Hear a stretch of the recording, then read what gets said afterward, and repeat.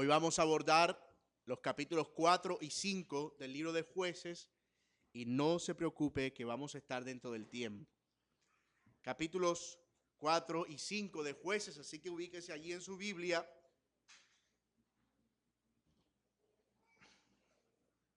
Y vamos a orar para que el Señor nos dirija. Padre nuestro, te damos gloria, Señor, y gracias. Nuestro corazón todavía, Señor, sigue conmovido por ver tu mano poderosa sobre la familia Carreño. Y también, Señor, por la manera en que tú has obrado, no solo en ella, sino en muchos miembros de esta iglesia, Padre, y que creemos que seguirás haciendo.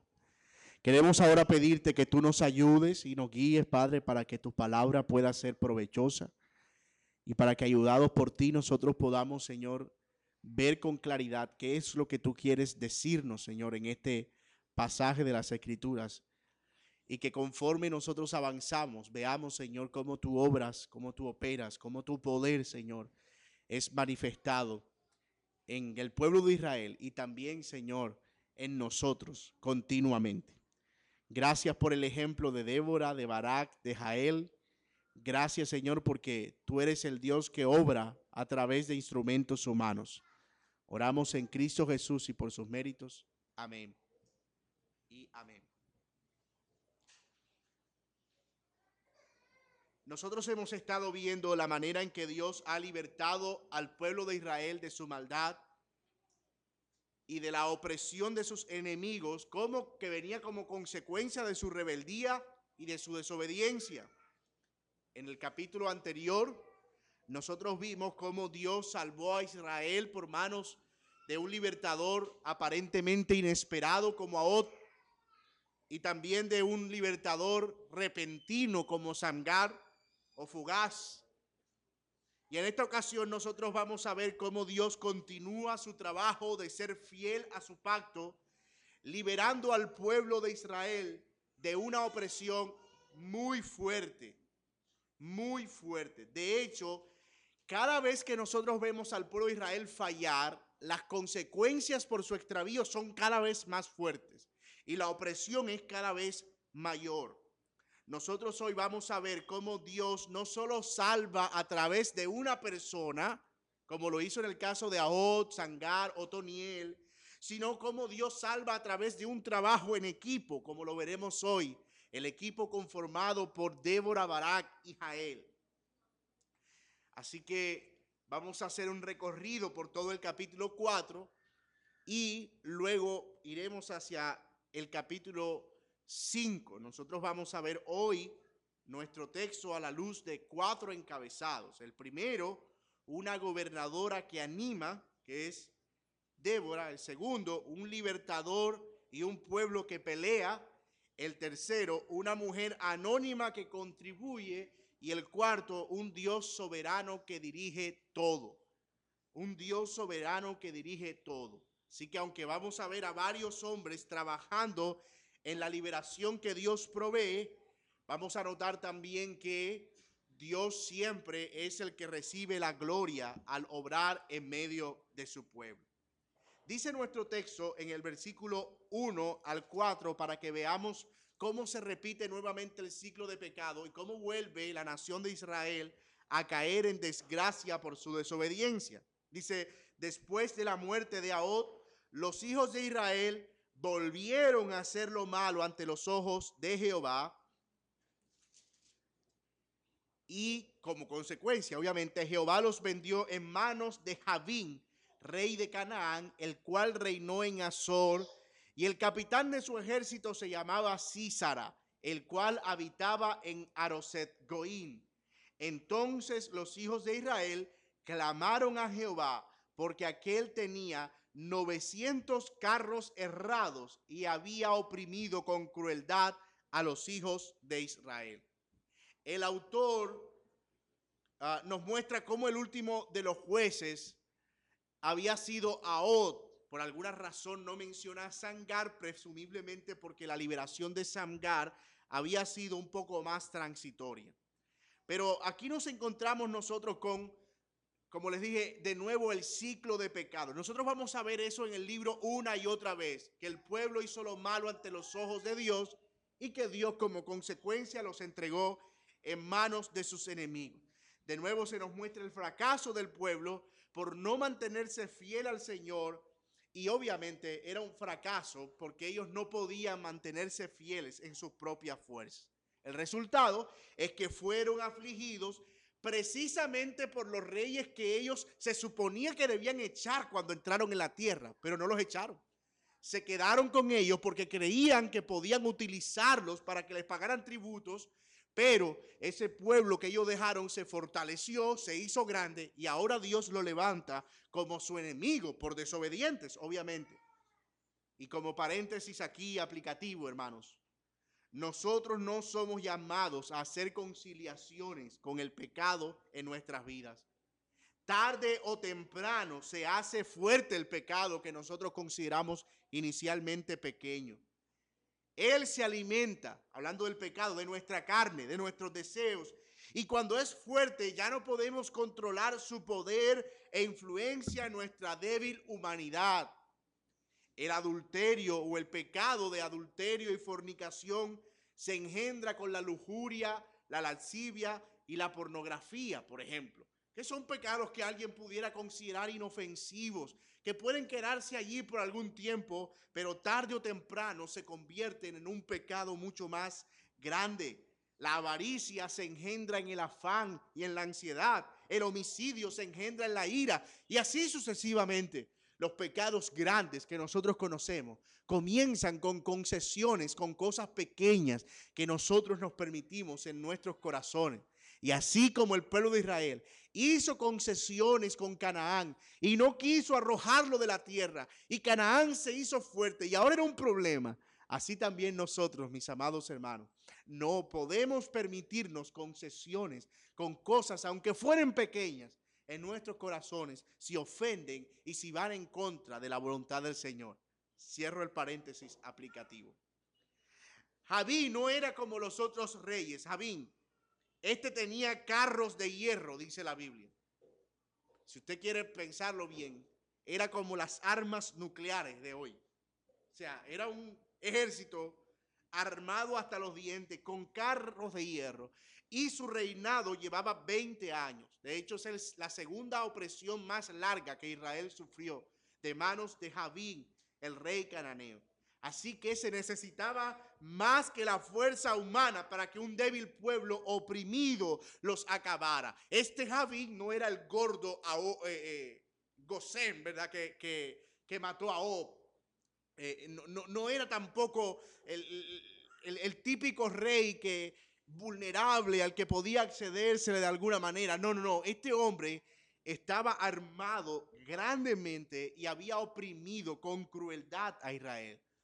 De hecho, el protagonista de la historia, el antagonista más bien de la historia, no es propiamente Javín el rey, sino su jefe del ejército, Sísara, el capitán, el director del ejército enemigo. Él era despiadado, oprimía a Israel, tomaba a las mujeres y las hacía esclavas sexuales. Vamos a ver eso más adelante en el capítulo 5. Arrasaba con todo lo que encontraba. Incluso su madre parece que se enorgullecía de su crueldad y de lo despiadado que él era.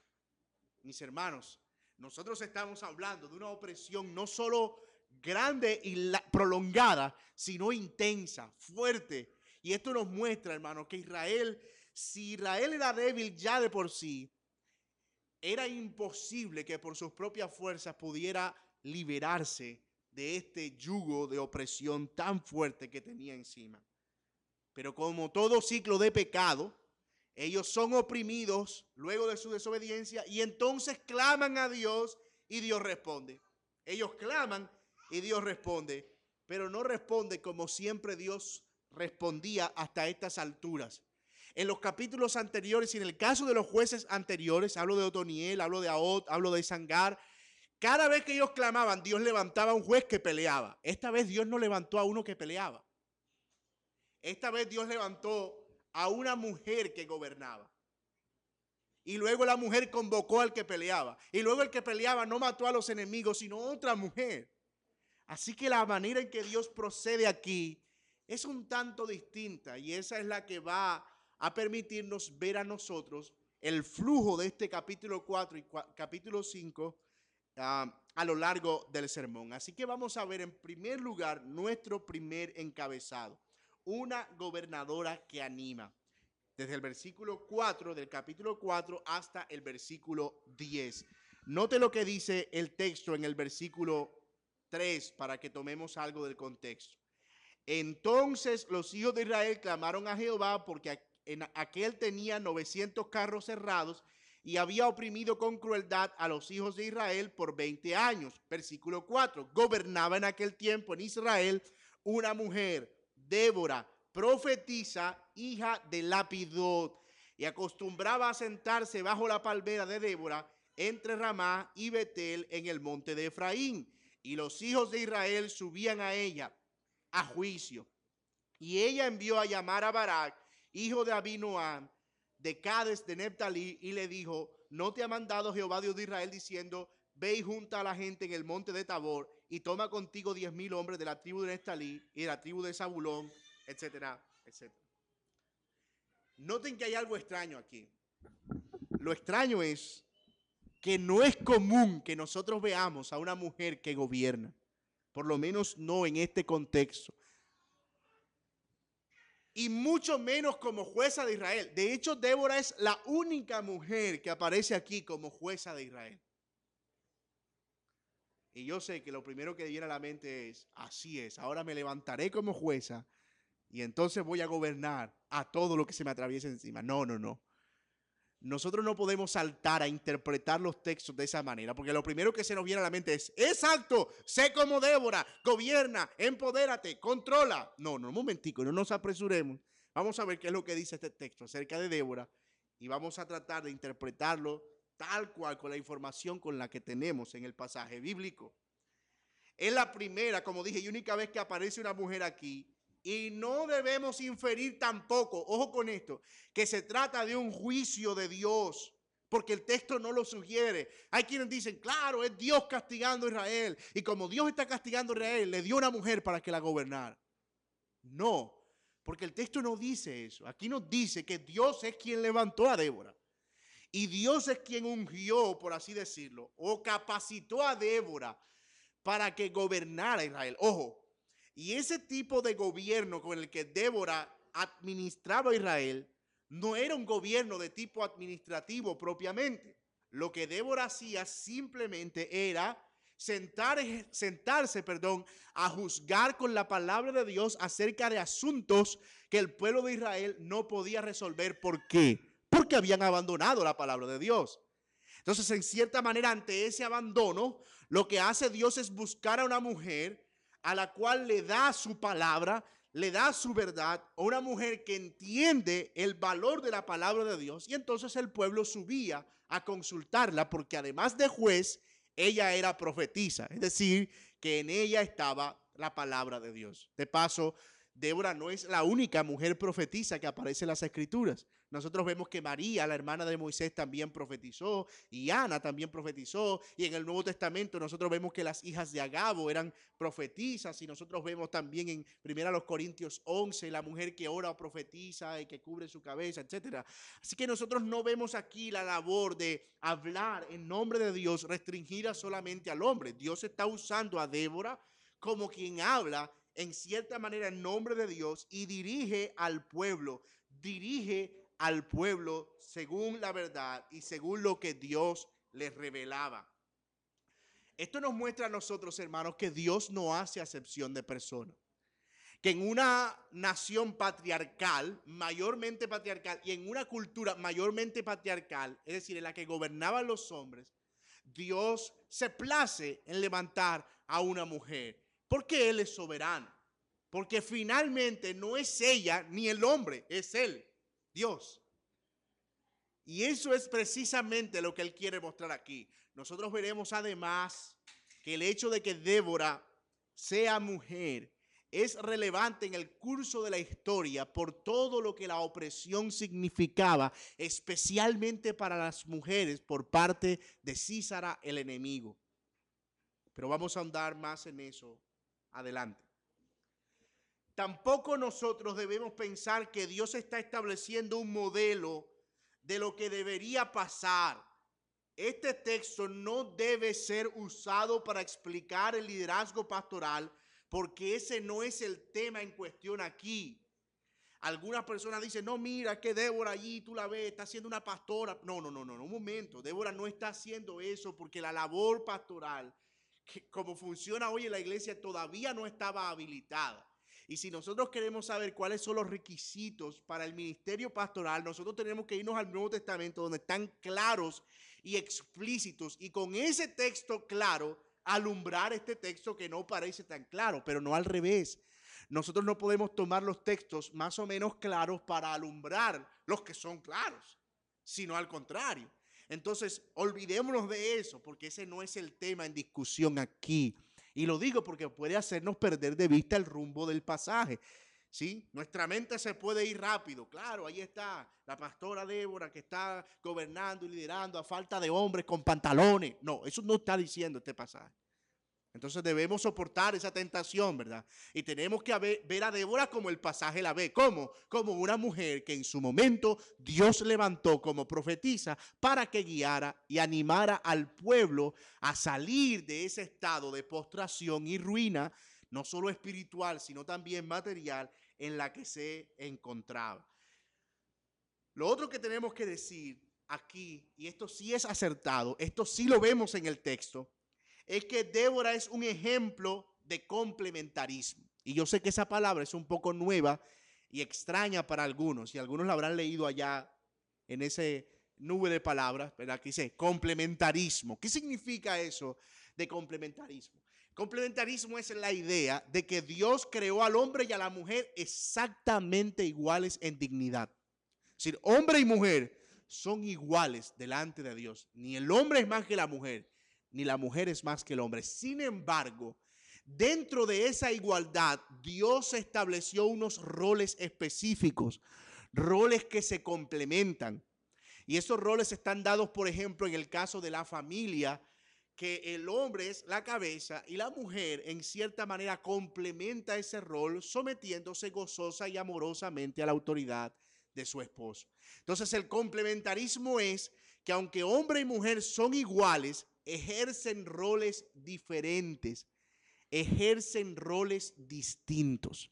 El hombre ejerce un rol de liderazgo por el cual debe dar cuentas a nivel de la familia y a nivel, nosotros lo creemos también, de la iglesia, y la mujer cumple un rol de apoyo. Nosotros incluso vemos eso en la creación.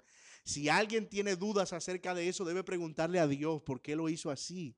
Pero él crea a Adán primero y luego trae a Eva como una, ¿qué, hermano? Como una ayuda idónea. Y eso nos muestra a nosotros que los hombres y las mujeres no están en un conflicto. Ellos se complementan en sus funciones realmente. Dios los diseñó incluso físicamente para que fuesen de esa manera. Incluso físicamente. Entonces, el complementarismo es eso lo que enseña. Y eso es lo que Débora nos muestra a nosotros aquí. Un gran ejemplo de complementarismo. Ella ejecuta un rol, pero no ejecuta todos los roles. Notemos, hermanos, que ella no podía ir a la guerra. Ella no tomó las armas ni tampoco convocó al pueblo. Ella llama a Barak para que Barak asuma ese rol de guerrero y lo anima. Y le dice, yo voy a estar contigo como profetisa, pero tú debes ejercer esa función. Muy bien, volviendo a nuestro texto, vemos que Débora era entonces profetisa. Ella guiaba al pueblo con la palabra de Dios, juzgaba a Israel. Y el pueblo subió a ella en medio de toda esa angustia. El pueblo subió a Débora, le dijeron, Débora, ¿qué debemos hacer? Tú eres profetisa, Dios te revela, Dios te muestra a ti cómo dirigirnos, qué es lo que nosotros debemos hacer. Ella se había levantado en medio de la angustia de Israel y ella había hecho que Israel volviera a Dios. Débora es un ejemplo de piedad y de cómo guiar por medio de la palabra de Dios. Ella mostró que un juez no solo pelea, sino que también gobierna. Un juez no solo pelea, sino que también gobierna. Algo que se ve más claramente cuando se establece el periodo de los reyes en Israel. Pero Débora apunta más claramente a nuestro Señor Jesucristo, quien no solo el juez que peleó por nosotros contra nuestros enemigos en la cruz del Calvario, sino que es el juez que gobierna con justicia. Como dice la palabra, que Él es admirable, consejero, Dios fuerte, príncipe de paz. Así que esa faceta de Débora debe hacernos más bien pensar a nosotros en ese elemento de dirección, en ese elemento de consejo, en ese elemento de seguir la voluntad de Dios que Débora aporta y que es propio del Señor Jesucristo. Sin embargo, a pesar de todo eso, a pesar de que ella se levantó, que Dios la usó, a pesar de que ella fue consultada por el pueblo para ver qué había que hacer, ella entendía que el medio para liberar a Israel era la confrontación. O sea, aquí no hay otra, pelear, porque nos están oprimiendo. Y ellos son un ejército grande y aquí no podemos salirnos a vivir a Marte. Nuestra realidad está aquí y debemos enfrentarla. Así había sucedido antes y así tenía que ser ahora. Pero también ella sabía, como dije, que ella no podía ir al frente de la batalla y entonces es allí donde ella manda a llamar a Barak para que se haga cargo de esa tarea. Y eso nos lleva a nuestro segundo encabezado, un libertador y un pueblo que pelea. Un libertador y un pueblo que pelea. Miren lo que dice aquí el versículo 6. Y ella envió a llamar a Barak, hijo de Abinoam, de Cedes de Neftalí, y le dijo: ¿no te ha mandado Jehová, Dios de Israel, diciendo: ve y junta a tu gente en el monte de Tabor, y toma contigo 10,000 hombres de la tribu de Neftalí y de la tribu de Zabulón, y yo atraeré hacia ti al arroyo de Sisón a Sísara, capitán del ejército de Jabín, con sus carros y sus ejércitos, y los entregaré en tus manos? Barak le respondió: si tú fueres conmigo, yo iré, pero si no fueres conmigo, no iré. Y ella dijo: iré contigo, mas no será tuya la gloria de la jornada que emprendes, porque en mano de mujer vendrá Jehová a Sísara. Y levantándose Débora, fue con Barak a Cades. Y juntó Barak a Zabulón y a Neftalí en Cades, y subió, en Cedes, y subió con 10,000 hombres a su mando, y Débora subió con él. Y Heber, ceneo de los hijos de Jobab, suegro de Moisés, se había apartado de los ceneos y había plantado sus tiendas en el valle de Saanim, que está junto a Cedes. Vinieron pues a Sísara las nuevas de que Barak, hijo de Abinoam, había subido al monte de Tabor. Y reunió Sísara todos sus carros, 900 carros herrados, con todo el pueblo que con él estaba, desde Haroset Goim hasta el arroyo de Sisón. Entonces Débora dijo a Barak: levántate, porque este es el día en que Jehová ha entregado a Sísara en tus manos. ¿No ha salido Jehová delante de ti? Y Barak descendió del monte de Tabor, y 10,000 hombres en pos de él. Y Jehová quebrantó a Sísara y a todos sus carros, a todo su ejército, a filo de espada delante de Barak. Y Sísara descendió del carro y huyó a pie. Aquí está la hazaña de Barak, ¿verdad? Barak aparece ahora en la escena como el encargado de la batalla. Pero hay algo curioso. Cuando él llega y Débora le dice: mira, Dios te ha llamado a ti para que tú vayas al frente de la batalla y pelees contra Sísara, y él te los va a entregar, sus carros, en el arroyo de Sisón. Barak dice: está bien, amén, pero yo voy si tú vas conmigo. Y alguien dirá: oye, pero qué pollerón es Barak. Bueno, ustedes saben que es como, pollerón es como alguien que está bajo la falda de la mamá todo el tiempo. Por si de pronto alguien escucha la grabación y está en otro país, eso significa otra cosa. Él quería estar debajo, como un niño que está debajo de la falda de la mamá. Algunos han acusado aquí a Barak de ser un falto de fe. Sin embargo, yo creo que lo que está pasando aquí es que Barak más bien quiere asegurarse que la dirección de Dios está con él. Porque si realmente Barak fuera un cobarde, Barak no se hubiese enfrentado con solo 10,000 hombres prácticamente desarmados, o bueno, con cierto entrenamiento militar, a 900 carros de hierro que podían acabarlos sin ningún tipo de esfuerzo. Barak realmente lo que quería era asegurarse que Dios estaba con él. Dijo, mientras Débora esté conmigo, la dirección de Dios estará conmigo. La palabra de Dios estará conmigo. Lo que Dios diga a través de ella será la dirección que Dios dará. Noten cómo Barak estaba considerando el valor que la profetisa Débora tenía en esa batalla. Mis amados hermanos, y yo creo que ninguno de nosotros quisiera ser tan necio para decir, yo no necesito a Dios en las decisiones que yo tomo.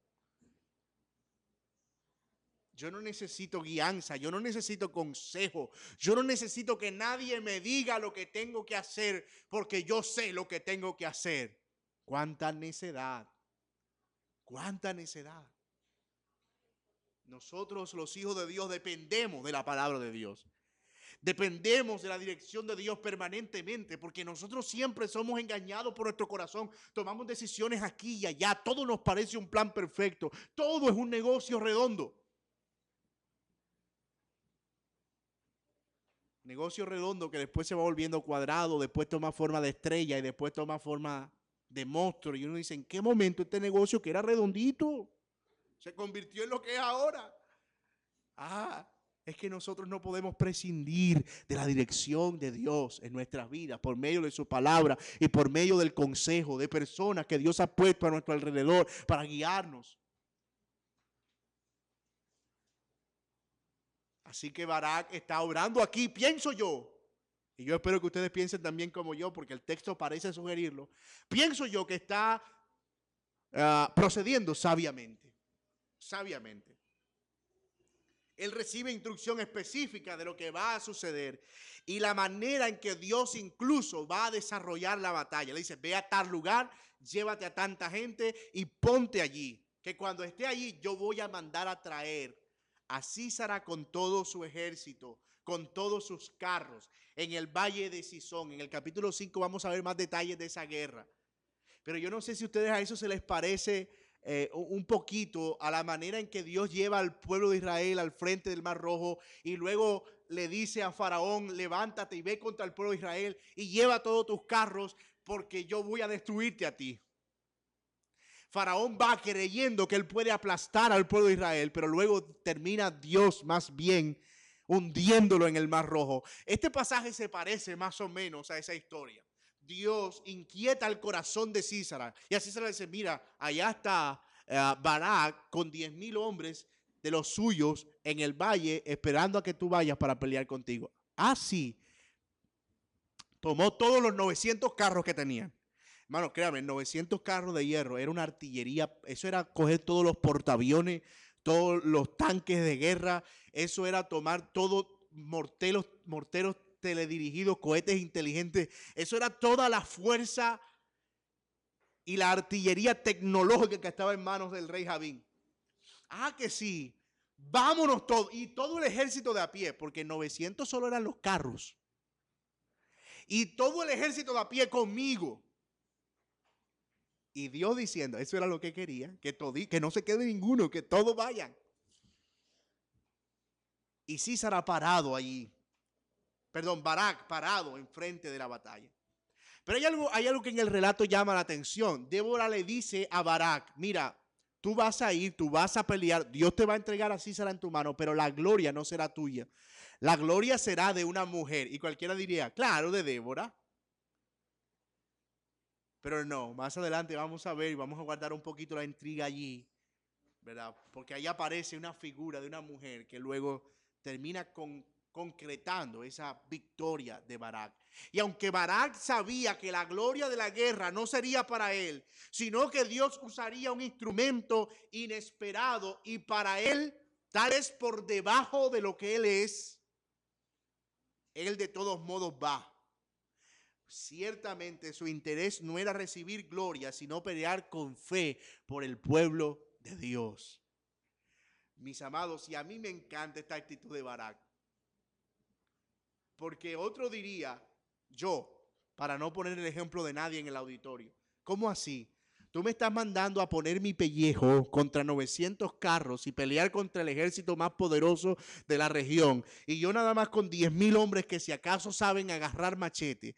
Y yo cuando gane, tú me vas a decir que la gloria no va a ser de Barak, sino que la gloria va a ser de una mujer que ni siquiera va a pelear. Ese es Jacobi, Saldana. Yo sé que ustedes no tendrían ese grado de pecado y jamás albergarían semejante cosa en sus corazones. Hermanos, una vez David peleó contra Goliat y cuando llegó del campo de batalla la gente gritaba, Saúl mató a miles, pero David a 10,000. ¿Y sabe qué es lo que hizo Saúl? Agarró una lanza y quería matar a David porque la gente le estaba dando la gloria a David o le estaba dando reconocimiento a David y no a Saúl. O sea, yo soy el rey.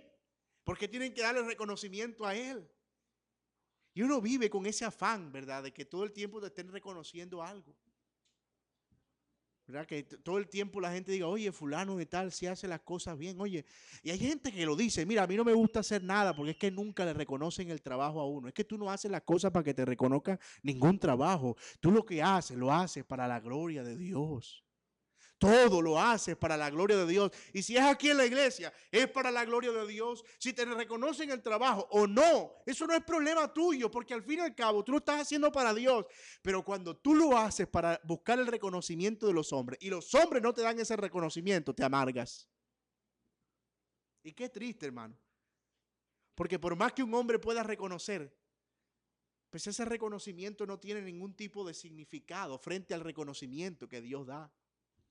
A veces nosotros hacemos cosas que nadie ve, pero lo importante es que Dios las ve. Eso es lo importante.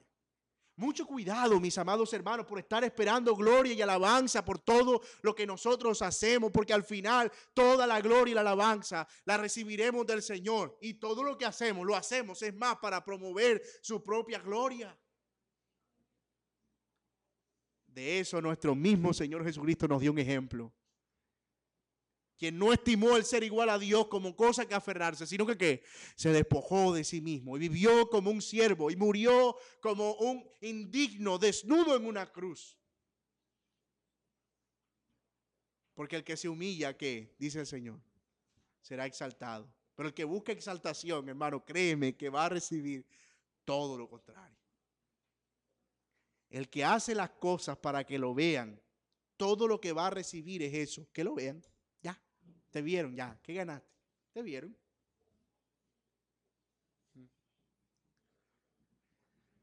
Pero como les dije, yo sé que ustedes son libres de ese mal.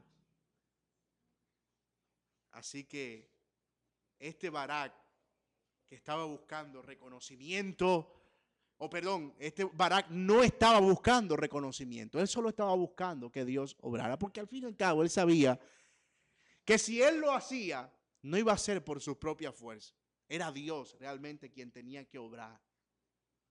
Él estaba en desventaja numérica. Era imposible ganar frente a un ejército que había venido con toda su artillería. Así como les dije que Dios había traído a Faraón para destruirlo el Mar Rojo, ahora Dios estaba atrayendo a Sísara con todo su ejército. El versículo 15 dice, y Jehová quebrantó a Sísara. Noten que dice, Jehová quebrantó a Sísara, no Barak quebrantó a Sísara. Jehová quebrantó a Sísara, a todos sus carros y a todo su ejército. Ahorita vamos a ver cómo fue eso, cómo pasó. A filo de espada, delante de Barak, y Sísara descendió del carro y huyó a pie. Y Dios, hermano, como lo vemos aquí, estaba peleando por su pueblo. Él estaba trayendo liberación una vez más. ¿Ustedes se imaginan a Sísara, el rey despiadado, el hombre que ahora estaba huyendo como huye una rata? Corre. Y tú te imaginas esos 10,000 hombres detrás, agárrenlo. Y él huyendo despavorido. Pero aquí no acaba todo. ¿Qué pasó con ese Sísara? ¿Se habrá escondido en una cueva? ¿Se habrá Sísara metido en algún rincón y se habrá salvado y luego habrá armado un ejército y habrá venido contra el pueblo de Israel? El desenlace de la historia es todavía mucho más emocionante y eso nos lleva a nuestro tercer encabezado. Una mujer anónima que contribuye. Hemos visto a una mujer que gobierna y dirige, Débora. Hemos visto a un hombre que liberta y pelea, Barak. Ahora vamos a ver un tercer personaje en esta historia, porque todavía la liberación no está completa. Falta algo. Y es que muera Sísara, y con todo Sísara no es el rey, es solo el capitán del ejército. Así que Dios ahora levanta a una mujer anónima que contribuye. Versículo 18 conmigo. Vamos aquí al 13 donde quedamos. 16 donde quedamos, perdón. Mas Barak siguió los carros del ejército hasta Haroset Goim, y todo el ejército de Sísara cayó a filo de espada hasta quedar ni uno. Y Sísara huyó a pie a la tienda de Jael, mujer de Heber Ceneo, porque había paz entre Jabín y el rey de Azor y la casa de Heber Ceneo. Ustedes se acuerdan que en el versículo 11 nosotros leímos un versículo ahí como raro, que aparecía como metido ahí en la mitad. Dice en el versículo 11, y Heber Ceneo de los hijos de Hobab, suegro de Moisés, se había apartado de los ceneos, había plantado tienda en el valle de Sanatín, que está junto a Cedes.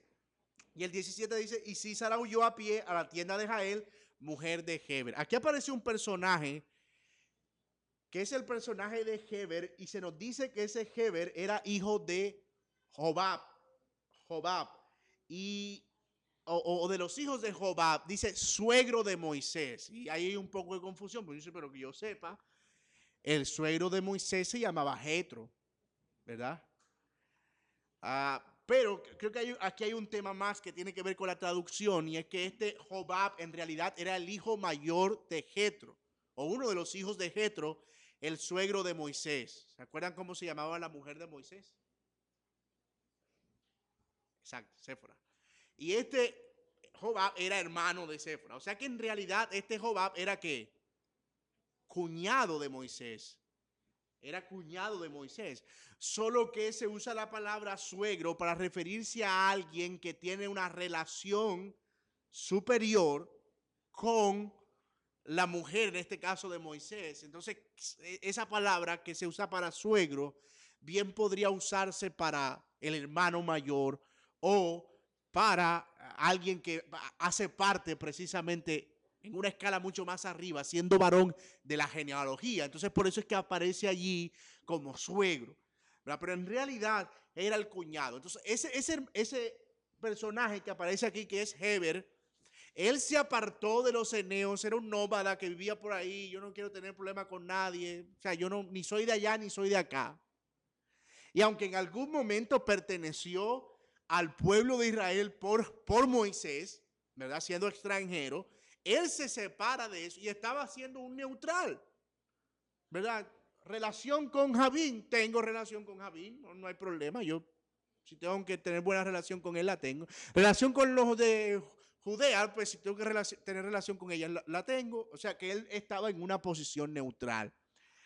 Su esposa se llamaba Jael. Obviamente Sísara, cuando llega a la casa de él obviamente espera que el hombre los resguarde, porque ellos tenían paz, sí, tenían una buena relación de no agresión, me dejan vivir en sus tierras y yo con mucho gusto tendré que someterme a su reinado, no habrá problema entre nosotros. Así que Sísara llega confiado de que ciertamente allí él va a estar seguro. Y note lo que hace Jael, ¿no? Versículo 18. Y saliendo Jael a recibir a Sísara, le dijo, ven, Señor mío, ven a mí, no tengas temor. Y él vino a ella, a la tienda, y ella le cubrió con una manta. O sea, lo tapó. Él se acuesta y ella lo tapa. Y le dijo, te ruego que me des a beber un poco de agua, pues tengo sed. Y ella abrió un odre de leche y le dio a beber. En otras palabras, te estoy atendiendo como lo que eres, un capitán, no te puedo dar solo agua. Ella está actuando muy cortésmente. Ella no quiere que él sospeche nada, ¿verdad? Así que le da leche, lo trata como un rey. Y él le dijo, estate a la puerta de la tienda y si alguien viniere a preguntarte diciendo, ¿hay aquí alguno? Tú responderás que no. Pero Jael, mujer de Hebel, vamos a dejarlo ahí. Pero Jael. Notemos que esta Jael, mujer de Heber, recibe a Sísara, que era conocido por su crueldad, y le da al ojo. Lo pone a descansar y cuando está profundamente dormido, mira lo que dice el texto. Él está profundamente dormido. Tomó una estaca de la tienda, porque en esa cultura medio oriental las mujeres eran las que se encargaban de armar la tienda. Y la tienda era un toldo, ¿verdad? Que iba clavado a 4 esquinas con una estaca. Entonces las mujeres normalmente eran las que se encargaban de esa labor, así que ella estaba bien familiarizada con su estaca y su martillo. Así que ella toma, cuando está dormido Sísara, la estaca y se la pone aquí, en la sien, y hace medida. Y con toda su fuerza, ¡paque! Tan fuerte fue el golpe que la estaca le pasó a Sísara y quedó enterrado en el suelo. Uy. Pastor, el domingo pasado fue el hombre de la puñalada y ahora usted siempre va a estar con esa crueldad.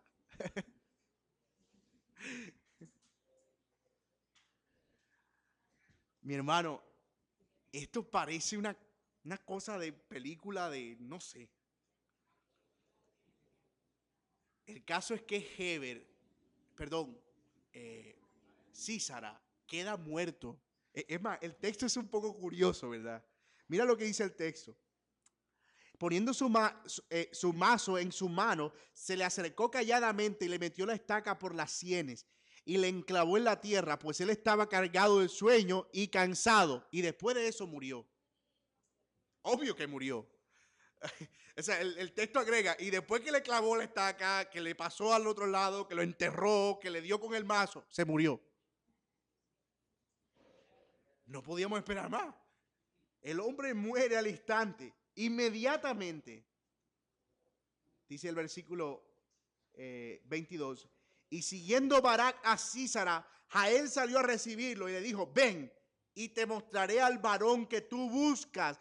Y él entró donde ella estaba y aquí Sísara yacía muerto con la estaca en la sien. Y hermanos, Dios había cumplido la profecía que había dado por medio de Débora, que en realidad era una mujer la que iba a obtener esa victoria. Y es la segunda vez que nosotros vemos a Dios salvar por medio de un extranjero. La primera fue Samgar, que también era extranjero.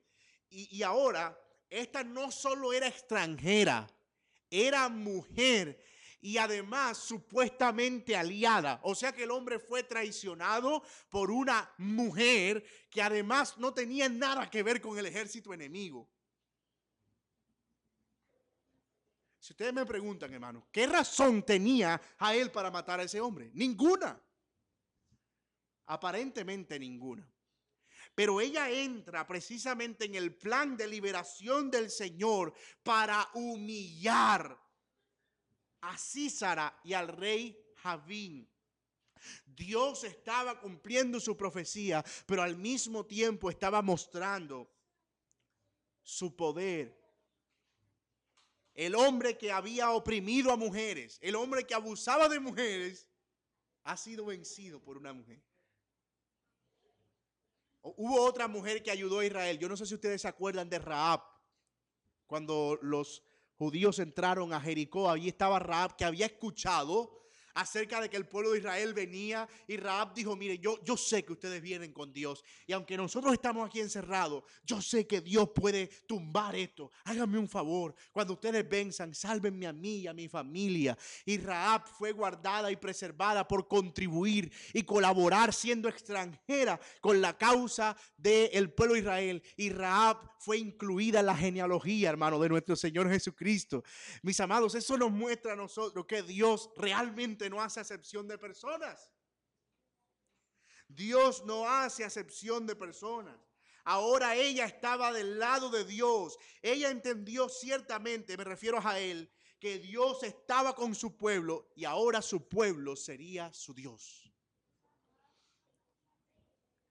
Más adelante nosotros vemos el cántico de Débora sobre Jael, que es alabada. Dice, bendita sea entre las mujeres Jael, mujer de Heber Seneo. Sobre las mujeres, bendita sea la tienda. Bendita sea la tienda donde murió Sísara. Si nosotros solo nos quedáramos con el capítulo 4, diríamos que gran mujer que es Débora. Sé como Débora. Qué valiente que es Barak. Sé como Barak. Qué intrépida que es Jael. Sé como Jael. Pero esta historia no se trata de las hazañas de estas mujeres y hombres, sino del Dios que los usó para llevar a cabo su plan. Y es por eso que nosotros tenemos el capítulo 5, en el que vamos a ir muchísimo más rápido. En el capítulo 5. ¿Qué nos lleva a nuestro cuarto y último encabezado? Un Dios que dirige y ordena todo. Un Dios que dirige y ordena todo. Nosotros hemos visto en acción a Débora, hemos visto en acción a Barak y hemos visto en acción a Jael como trabajando en equipo. Tú me pasas la bola a mí, yo te la paso a ti, y metieron el gol. Pero ahora que han metido el gol, a quien levantamos es al director técnico, al que diseñó toda la estrategia, al que hizo todo el trabajo de inteligencia, al que lo guió todo, nuestro Dios soberano. Así que el capítulo 5 es la historia, esta misma historia contada, pero desde la perspectiva de Dios, como si nos asomáramos detrás del telón. El capítulo 4 es la perspectiva del autor, el capítulo 5 es la perspectiva de Dios a través del cántico de Débora. Noten que el cántico comienza así: por haberse puesto al frente de los caudillos en Israel, por haberse ofrecido voluntariamente, el pueblo alaben a Jehová. Oíd, reyes, escuchad, oh príncipes, yo cantaré a Jehová, cantaré salmos a Jehová, el Dios de Israel. Cuando saliste de Seir, oh Jehová, cuando te marchaste a los campos de Edom, la tierra tembló y los cielos deshilaron y las nubes gotearon aguas, los montes temblaron delante de Jehová, aquel Sinaí delante de Jehová, Dios de Israel. Nota que el capítulo 5 nos muestra que esa liberación fue hecha por la mismísima mano de Dios solamente a través de instrumentos humanos. No cabe la menor duda, mis queridos, que Dios era el que estaba trabajando detrás de la obra de Barak y Débora, y por eso a Él es la gloria y la alabanza. Luego el capítulo nos da algunos detalles en los que vamos a ir muy rápidos de esa guerra que no nos da el capítulo 4. Por ejemplo, del versículo 6 al 12 se nos dice que Débora se levantó a causa de la desidia y el pecado del pueblo. Ellos estaban en miseria, adoraban a otros dioses, y ella se levantó para traer de vuelta la palabra de Dios en medio de la aflicción.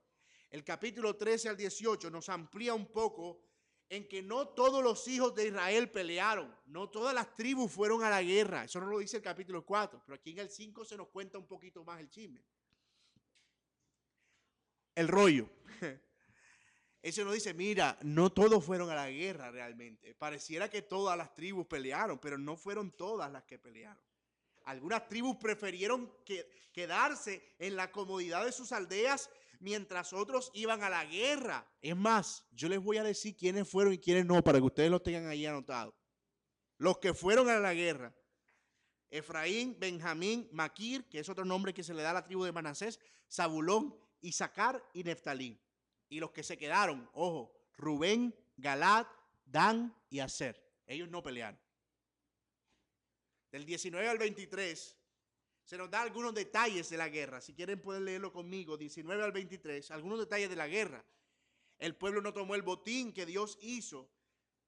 El pueblo no tomó el botín. Se nos dice que Dios hizo que el río se creciera y todo el ejército enemigo fuera arrasado por la corriente repentina del torrente. Note lo que dice el 19. Vinieron reyes y pelearon. Entonces pelearon los reyes de Canaán en Tanac junto a las aguas de Megiddo, mas no llevaron ganancia alguna de dinero. Desde los cielos pelearon las estrellas, desde sus órbitas pelearon contra Sísara. Los barrió el torrente de Sisón, el antiguo torrente. El torrente de Sisón marcha, oh alma mía, con poder. Entonces resonaron los cascos de caballo por el galopar de sus valientes. Lo que hizo Dios fue que cuando lo trajo al torrente de Sisón, que estaba seco, el pueblo se hizo, de Sísara, todo el ejército con sus carros se hizo allí. Y mientras estuvo allí acampado, Dios mandó un aguacero. Por eso empieza diciendo en el versículo 1 que Él cargó las nubes de lluvia. Él mandó un aguacero, tanto que el torrente que había estado seco por tanto tiempo se llenó de agua. Y claro, al llenarse de agua, en medio de tremendo sequedal y escampar repentinamente, ¿qué tenían ellos ahora abajo, el ejército de Sísara? Lodo. ¿Y cómo mueves tú a esos carros llenos de lodo? No puedes. Los carros se quedaron allí y los hijos de Israel lo único que tuvieron que hacer fue entrar en medio del lodo y muere tú, muere tú, muere tú, muere tú. Dios provocó una lluvia que hizo que el pueblo enemigo, en este caso el ejército de Sísara, encallara, si esa palabra se puede usar ahí, en el torrente de Sisón. Dios es tremendo. Y eso se parece mucho a cuando Él abrió el Mar Rojo, ¿verdad? Milagrosamente. Dios no abrió el Mar Rojo para que el pueblo de Israel pasara en seco. No, Dios abrió el Mar Rojo para castigar a Faraón y su ejército y mostrar su gloria y su poder a Faraón. Eso es lo que dice Romanos capítulo 9. Dios mostró el poder contra Faraón y lo mostró aquí también con Sísara. Del 19 al 23 vimos ya los detalles de la guerra. Del 24 al 27 una descripción detallada de cómo Jael dio muerte a Sísara. Yo sé que usted quiere escucharla, así que se la voy a leer. Del 24 al 27. Bendita sea entre las mujeres Jael, mujer de Heber, Ceneo. Son las mujeres, bendita sea en la tienda. Él pidió agua y ella le dio leche. En tazón de nobles le presentó crema. Tendió su mano en la estaca y su diestra al mazo de trabajadores. Y golpeó a Sísara e hirió su cabeza. Él y atravesó sus sienes. Cayó encorvado entre sus pies. Es decir, se retorció entre sus pies. Quedó tendido entre sus pies, cayó encorvado. Donde se encorvó, allí cayó muerto. O sea, el hombre como, haz de cuenta como si hubiese empezado a girar como un gusano, así alrededor de la estaca clavada. Uy. Y del 28 al 30 nosotros vemos, para que nadie diga, uy, qué cruel fue Jael, qué mujer tan sanguinaria, se nos dice que en realidad fue un juicio contra Sísara porque él también era cruel. Note lo que dice el 28 al 30. La madre de Sísara se asomaba a la ventana y por entre la celosía a voces decía, ¿por qué tardará el carro en venir? ¿Por qué las ruedas de su carro se detienen? Las más avisadas de sus damas le respondían y aún ella se respondía a sí misma, ¿no ha hallado el botín y lo están repartiendo? Oye lo que dice, a cada uno una doncella o dos. O sea, ella estaba al tanto de la crueldad y de cómo él cuando conquistaba una ciudad tomaba a las jovencitas y se las repartía entre el ejército. Entonces la mamá estaba diciendo, ay, debe ser que no viene porque está tomando a las doncellas y se las está repartiendo en el ejército. Como dirían algunas de ustedes, asqueroso. Ahora sí dijeron, bien muerto está. Dice, las de colores para Sísara, las vestiduras bordadas de colores y la ropa de coral bordada de ambos lados para los jefes que tomaron el botín. Sí, ¿cómo no? O sea, nota que Débora en el cántico nos dice, eso debe ser lo que está diciendo la mamá ya, gozándose en la crueldad de su hijo. Pero no, Dios ha ejecutado su juicio contra él. Así perezcan, termina el cántico, todos tus enemigos, oh Jehová, mas los que te aman sean como el sol cuando sale en su fuerza.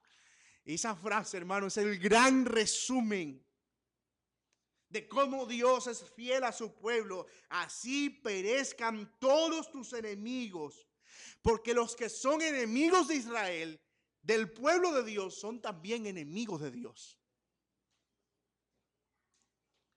Mas los que te aman sean como el sol cuando sale en su fuerza. Mira, mi hermano, definitivamente es mejor estar del lado de Dios. Algunas aplicaciones prácticas, y con esto concluyo. Número 1. La verdadera liberación comienza cuando el hombre es dirigido por la palabra de Dios. La verdadera libertad.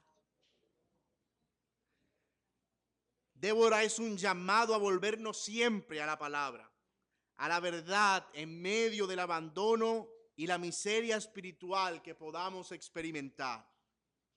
Mi hermano y amigo, usted no necesita a gente peleando por usted. Usted, antes que eso, necesita volverse a Dios genuinamente. Y yo digo esto porque últimamente hay una corriente del evangelio que está muy basada en eso de hablar y decretar y declarar hechos. Y entonces tú escuchas cómo declaramos a nuestros enemigos vencidos, decretamos que todo el que se levanta contra nosotros, y fabrican ídolos y enemigos en todas partes.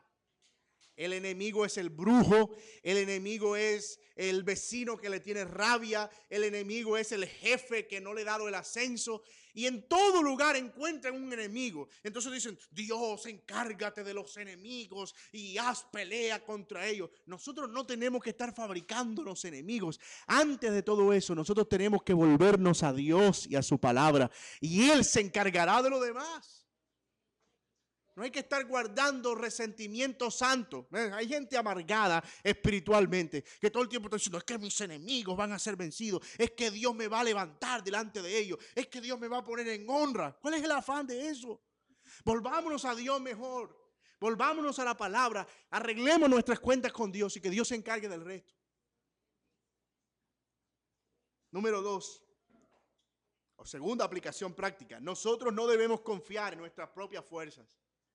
Nosotros no venceremos por nuestras propias fuerzas.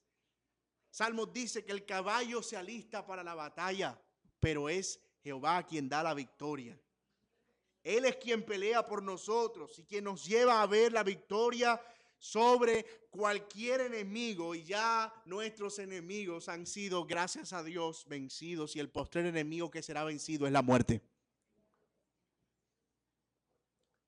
Nosotros no podíamos derrotar a esos enemigos en nuestras fuerzas. Él lo hizo por nosotros.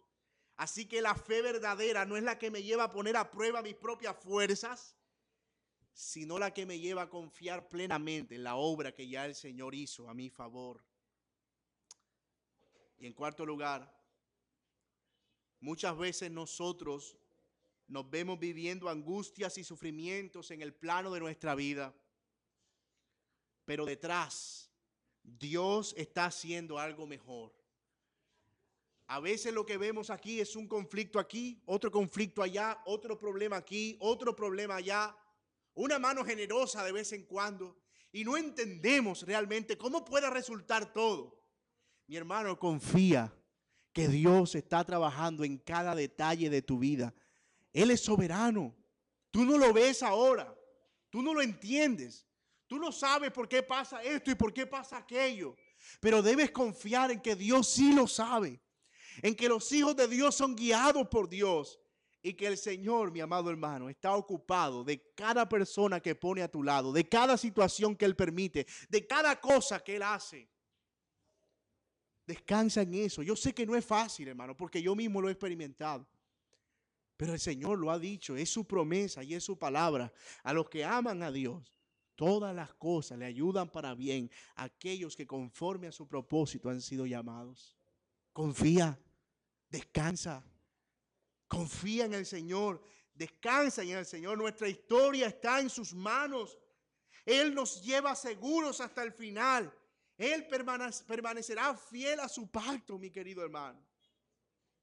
Mira, yo sé que esta frase se ha trivializado mucho, pero yo quiero que la mires a la luz de todo lo que hemos visto ahora. Dios sabe lo que está haciendo. Mejor que nosotros. Dios lo sabe. Demos gracias al Señor esta mañana.